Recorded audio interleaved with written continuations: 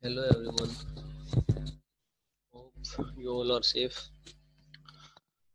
Myself, Parveen Yadav from BC and CSC department in St. Andrews Institute of Technology and Management.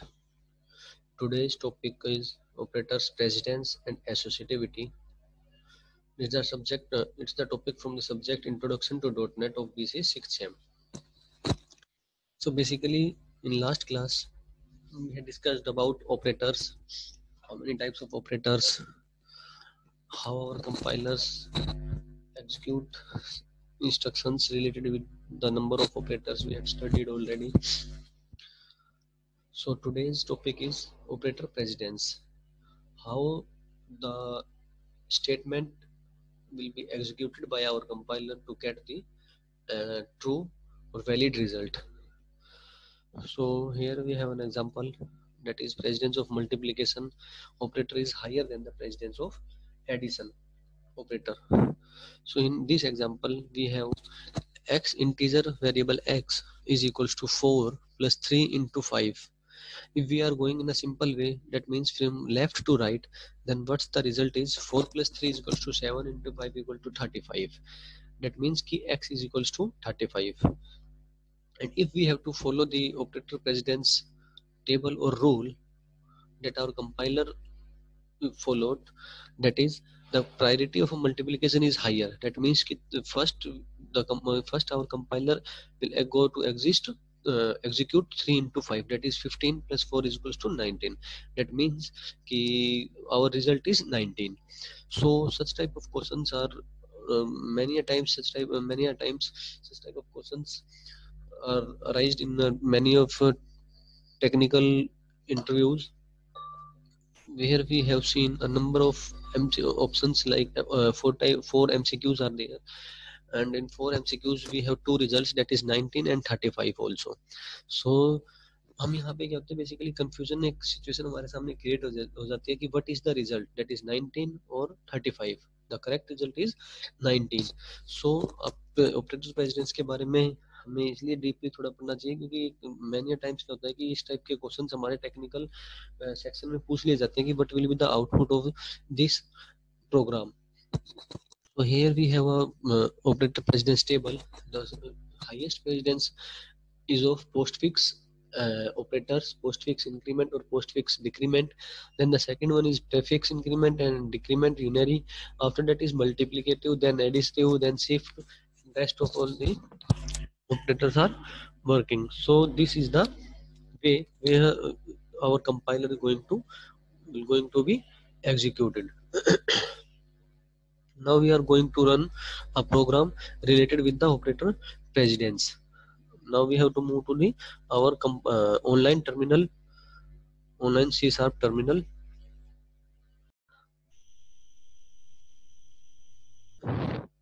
यहाँ पे suppose हम यहाँ पे एक ऑनलाइन कंपाइलर है हमारे पास C# का, तो यहाँ पे जब हम प्रोग्राम को एग्जीक्यूट करते हैं तो यहाँ पे हम क्या करेंगे, अभी हम डिस्क्राइब करते हैं कि हमने क्या लिया हुआ है, एक वेरिएबल लिया है हमने यहाँ पे रिजल्ट, जिसके अंदर की हम अपने वैल्यूज को स्टोर कराएंगे. उसके बाद हमने यहाँ पे इसको रिजल्ट 1 लिया हमने. देन हम यहाँ पे चलते हैं कि हमने एक और वेरिएबल इनिशियलाइज कर दिया, integer a is equals to 5 comma integer b is equals to 6. Then c is equals to 4. तो ये हमारे पास यहाँ पे हमने इन चीजों को डिफाइन कर दिया. यहाँ पे एक एरर आपको शो कर रहा होगा बिकॉज आपने क्या किया हुआ है कि कोमा हमने यहाँ पे लगाया है और उसके बाद हमने दोबारा से डाटा टाइप उसको अलॉट किया हुआ है. तो अब यहाँ पे हमारे पास ये हो जाएगा, integer a is equals to 5, b is equals to 6, c is equals to 4. तो हमने यहाँ पे क्या किया कि तीन वेरिएबल को इनिशियलाइज कर दिया है वैल्यू से, और ऊपर हमारे पास जो है वो क्या है, एक वेरिएबल हमने किया रिजल्ट को स्टोर कराने के लिए. आफ्टर दैट हम यहाँ पे क्या करेंगे कि हम रिजल्ट 1 के अंदर क्या परफॉर्म कराना है हमें, result 1 is equals to plus plus a into b minus plus plus C. ये आपके पास है ये आपके पास एक इंस्ट्रक्शन है, या हम बोले एक आपके पास इक्वेशन है जिसको कि हमें इसका आउटपुट प्रिंट कराना है और हम इसका आउटपुट चेक करेंगे कि किस तरीके से इसका आउटपुट जनरेट होकर हमारे पास आएगा. तो हम यहाँ पे जब हम प्रिंट कराते हैं तो उसके लिए हमारे पास क्या सिंटेक्स है, कंसोल डॉट राइट लाइन, तो यहाँ पे आपको मिलेगा राइट लाइन। देन इसके अंदर हमें क्या कराना है, रिजल्ट वन को, रिजल्ट वन, ये हम यहाँ पे प्रिंट कराना है। तो ये आपका क्या हुआ, रिजल्ट वन में हमने वैल्यू को स्टोर करा दिया है। जो वैल्यू आउटपुट आपका यहाँ पे आएगा वो क्या हो जाएगा, रिजल्ट वन में जाएगा। अब हम क्या चेक करते हैं कि जो सेकंड कंडीशन हमने वो यहाँ पे क्या लिया, एक और वेरिएबल ले लिया बुलियन टाइप का, डेट मीन्स एक और वेरिएबल लिया हमने रिजल्ट टू। और रिजल्ट टू के अंदर हम क्या कराएंगे कि result two is equals to B is greater than C, B is greater than equal to C plus A. ये आपकी एक और यहाँ पे इक्वेशन है हमारी कि result two is greater than is result two equal to B greater than equal to C plus A. यहाँ पे हम क्या कराएंगे, फिर दोबारा इसको प्रिंट कराएंगे, कंसोल डॉट राइट लाइन, और इसके अंदर हम रिजल्ट टू को स्टोर करा देंगे, रिजल्ट टू। ये आपका हो गया एक प्रोग्राम एक कंप्लीट हमारा यहाँ पे। इसके बाद इसको हम रन करेंगे। रन कराने के बाद हमारा जो रिजल्ट आया वो कितना है 31, और ये आया हमारा फॉल्स। मींस यहाँ पे आप जब चेक करोगे तो यहाँ पे क्या हुआ है, बी की वैल्यू जब आप चेक करोगे तो यहाँ पे क्या है, आपकी बी की value 6 is greater than equal to 5 plus 4। That means कि यहाँ पे सी को वैल्यू क्या मिली है 4 और ए को वैल्यू मिली है 5, तो यहाँ पे तो आपका इसने शो कर दिया फॉल्स। अब बात करते हैं इस वाली इक्वेशन पे, रिजल्ट वन में हमारे पास जो 31 आया वो कैसे आया है। हमारी प्रेसिडेंस जो हमने चेक की थी वो किसकी ज्यादा थी, प्लस की ज्यादा थी हमारे पास। जब प्लस के हमारे पास जब प्रेसिडेंस ज्यादा है तो प्लस का यहाँ पे प्री इंक्रीमेंट है, तो प्री इंक्रीमेंट है तो पहले इंक्रीमेंट होगा, वैल्यू आपके पास क्या आ जाएगी 6। इनटू है आपके पास बी, माइनस है फिर आपका बी की वैल्यू क्या होगी, यहाँ पे आपकी बी की वैल्यू हो जाएगी 6, माइनस आपके पास है plus plus C, that means कि इसका इंक्रीमेंट होगा पहले, तो ये वैल्यू क्या आ जाएगी आपके पास 5। अब यहाँ पे क्या होगा आपका 6 इंटू सिक्स, डेट इज, अब यहाँ पे क्या होगा आपका, यहाँ से अगर हम बात करें तो यहाँ पे क्या आ रहा है आपका, जो ये वाली इक्वेशन है यहाँ पे अगर हम इसके बारे में बात करें तो यहाँ पे जब प्री इंक्रीमेंट है तो प्री इंक्रीमेंट में तो पहले वैल्यू को आप यहाँ पे अपडेट करोगे, अपडेट करोगे मीन्स 5 वैल्यू है तो पहले वो अपडेट होने के बाद क्या हो जाएगी यहाँ पे 6। देन आपका क्या है ऑपरेटर बी, मल्टीप्लाई, उसके बाद आपका वेरिएबल क्या है बी, और बी में आपकी वैल्यू क्या है 6। उसके बाद आपका माइनस, देन फिर दोबारा आप यहाँ पे चेक कर रहे हो plus plus C, that means की 4 है और प्री इंक्रीमेंट है तो यहाँ पे क्या जाएगा आपका 5। अब 6 into six is equals to 36, आपका क्या बनेगा ये यहाँ पे 36, देन माइनस ऑफ 5, तो आपका रिजल्ट क्या आ जाएगा -5 इज इक्वल्स टू 31, जो कि यहाँ पे हमारे पास कंपाइलर ने शो किया हुआ है। तो ये आपका क्या हो गया हमारे पास आउटपुट आ गया आपके पास कि किस तरीके से हमारे पास प्रेसिडेंस वर्क करते हैं। मींस यहाँ पे उसने पहले मल्टीप्लाई नहीं किया उस वैल्यू को, पहले हमारे पास जिसकी प्रायोरिटी ज्यादा थी उसको परफॉर्म किया है, मींस पहले इसको परफॉर्म किया है उसके बाद इसको परफॉर्म किया है, या हम बात करें कि दोनों को एक साथ एग्जीक्यूट किया है और उसके बाद इस चीज को मल्टीप्लाई करके आपको आउटपुट जनरेट कर दिया यहाँ पे। तो यहाँ पे अब इसके बाद हम बात करेंगे कि इसके बाद आपका ये प्रोग्राम था, यहाँ पे इसका आपका आउटपुट आ गया, ये वैल्यूज का चेंजेस है, यहाँ पे प्लस प्लस सी है माइनस बी है जो भी है, उसके बाद आपका ये वाली इंस्ट्रक्शन है, यहाँ पे हमने जो भी है जो भी अभी रिजल्ट हमने चेक किया है उसका डिस्क्रिप्शन दिया हुआ है कि कैसे हमारे पास कौन सी प्रेसिडेंस है, precedence of minus minus and plus plus is higher than multiplication और multiplication is higher than minus, तो इसी तरीके से हमने वहाँ पे एग्जीक्यूट किया है। उसके बाद आपका जो एक आएगा कि हमारे पास ऑपरेटर एसोसिएटिविटी क्या है। अब बेसिकली यहाँ पे आप जब चेक करोगे कि हमने यहाँ पे जो डिस्कस किया था हमारे पास जो रिजल्ट आ गया है वो हमारे पास जो सीरीज थी, अगर हम बात करें एसोसिएट उसमें ऑपरेटर टेबल के अंदर, प्रेसिडेंस टेबल के अंदर, तो वहाँ पे क्या था कि दोनों ही हमने जो इंस्ट्रक्शंस यहाँ पे यूज की हुई है वो क्या की हुई है, प्री इंक्रीमेंट या प्री डिक्रीमेंट, और वो दोनों की दोनों हमारे पास कहाँ पे हायर प्रायोरिटी रखती है एक ही फर्स्ट हीरो में, वहां पे हमें पास इतना कोई इश्यू जनरेट नहीं हुआ। लेकिन अगर कंडीशन ऐसी है कि हमारे पास एक ही एक ही उस पे हमारे पास अलग अलग अगर ऑपरेटर्स हैं, देन आपका कौन सा ऑपरेटर किस तरीके से वर्क करेगा, तो वो हमारे पास डिफाइन करते हैं एसोसिएटिविटी की। और एसोसिएटिविटी के बारे में भी देखते हैं कि if two operators with different precedents are used, then the operator with higher precedence is evaluated first.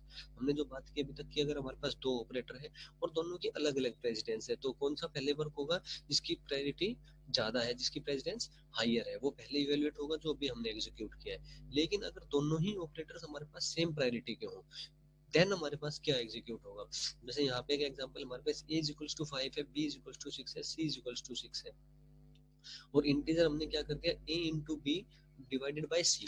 अब आप ये देखो कि यहाँ पे हमारे पास क्या है, मल्टीप्लाई है और डिवीजन है, और इन तीनों की प्रेसिडेंस सेम है।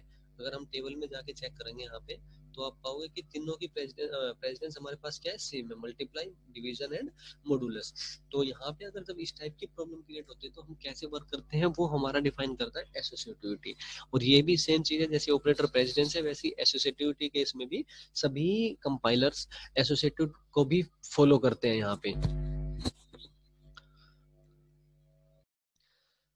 तो यहाँ पे हमारे पास क्या है कि मल्टीप्लाई और डिवाइड है, वो क्या है, सेम प्रेसिडेंस के। तो यहाँ पे हम क्या करेंगे कि नंबर जितने भी ऑपरेटर्स हैं, मैक्सिमम ऑपरेटर्स कहाँ पे वर्क करते हैं, कि हमने क्या किया कि left to right. That means कि यहाँ से पहले किसका वर्क करेगा, कि हम लेफ्ट टू राइट जाएंगे। मीन्स यहाँ पे जो वैल्यू होगी आपकी, पहले वो एग्जीक्यूट होगी, उसके बाद वो वैल्यू सी से डिवाइड होगी, और देन आपका रिजल्ट आएगा। अब यहाँ पे अगर इसके बारे में बात करें, तो पहले क्या आएगा आपका, 6 into 5 that is 30 divided by 3, और आपका रिजल्ट क्या है, 10।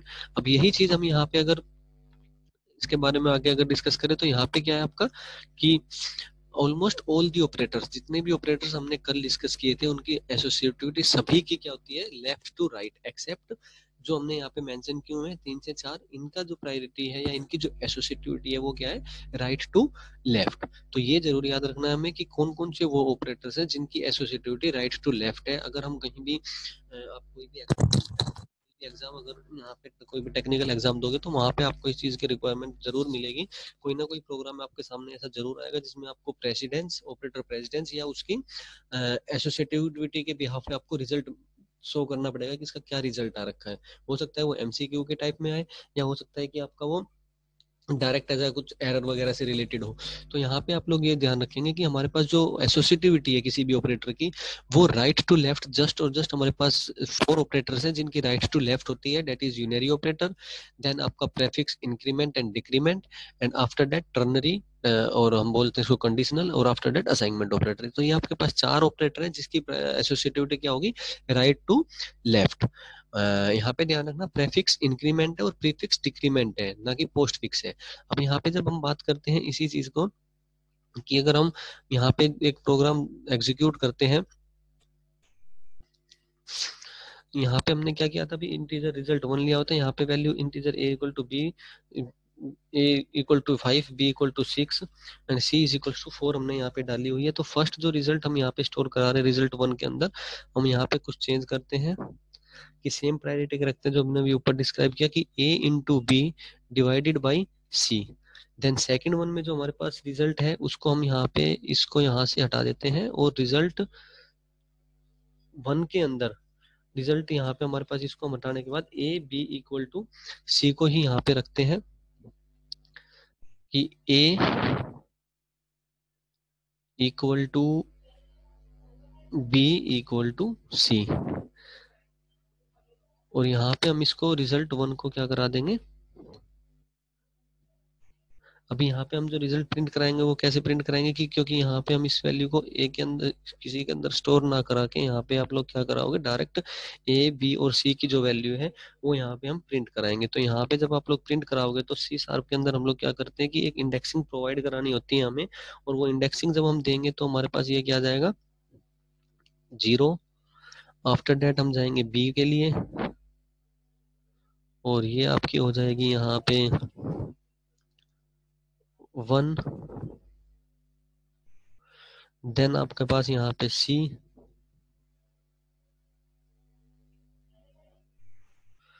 और उसके बाद ये आपका आ जाएगा ए कोमा बी कोमा सी। ठीक है, तो यहाँ पे आपका एक एरर शो कर रहा है, ये यहाँ पे ए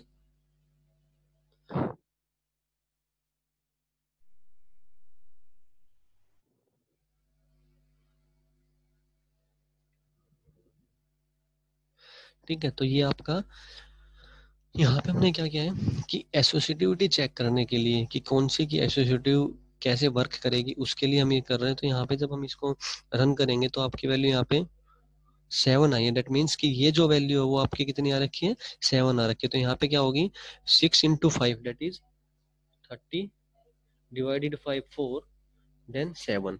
तो यहाँ पे जो आपका ये है, ये आपकी क्या वैल्यू आई है, 7 आपकी वैल्यू आई है, जो कि रिजल्ट आपका 7 है। और यहाँ पे हमने इसको इंटीजर लिया है, डेट्स वाई ये आपका जो रिमाइंडर पोर्शन है वो यहाँ पे इसने शो नहीं किया है। यहाँ पे एक एरर आपका ए बी और सी से रिलेटेड आ रहा है ये, और यहाँ पे शायद ये आपका आ गया कि सी की वैल्यू क्या हमारे पास 4, पहले वो बी को अलॉट हुई 4 और फिर वो किसको अलॉट हुई है, ए को अलॉट हुई है। तो आपका यहाँ पे जो सेकंड वाला रिजल्ट आया वो क्या है आपका, A equal to 4, B equal to भी 4 और सी इक्वल टू भी 4। अगर यहाँ पे आपको किसी को भी कोई भी इश्यू हो इन दोनों प्रोग्राम में रिगार्डिंग ऑपरेटर्स और रिगार्डिंग एसोसिएटिविटी, तो आप मैसेज कर सकते हैं पर्सनली व्हाट्सएप पे। और कोशिश करना कि ये प्रोग्राम जो है इससे ज़्यादा और भी प्रोग्राम एग्जीक्यूट करके चेक करो, लाइक जो एसोसिएटिविटी से रिलेटेड है आपका, या आपका उससे रिलेटेड हो गया, ये प्रेसिडेंट से रिलेटेड आपका अगर कोई है तो आप उसको एग्जीक्यूट करो और चेक करो कि क्या कुछ डिफरेंसेस है। क्योंकि काफी टाइम्स ऐसा है कि जब आप लोग कोई टेक्निकल एग्जाम वहाँ पे दोगे तो वहाँ पे आपके सामने ये आएंगे एमसीक्यू टाइप में कि इसका रिजल्ट क्या होगा, और वहाँ पे जो आपको ऑप्शन मिलेंगे वो दोनों मिलेंगे, प्रेसिडेंट्स के अकॉर्डिंग भी और नॉन राइट प्रेसिडेंट्स के अकॉर्डिंग भी और रॉन्ग प्रेसिडेंट्स के अकॉर्डिंग भी। वहीं पे फिर आपको एसोसिएटिव में भी दोनों ही आपको ऑप्शन मिलेंगे, और दोनों ही ऑप्शन वहाँ पे अगर आप अपने एंड से चेक करोगे तो आप दोनों ही ऑप्शन आपके अकॉर्डिंग सही रहेंगे, और उस टाइम पे कंफ्यूजन क्रिएट होगी। तो इस कंसेप्ट को अपना पहले क्लियर कर लो। उसके बाद इसके अंदर जो भी कोई इश्यू हो वो आप डिस्कस कर बता देना मुझे।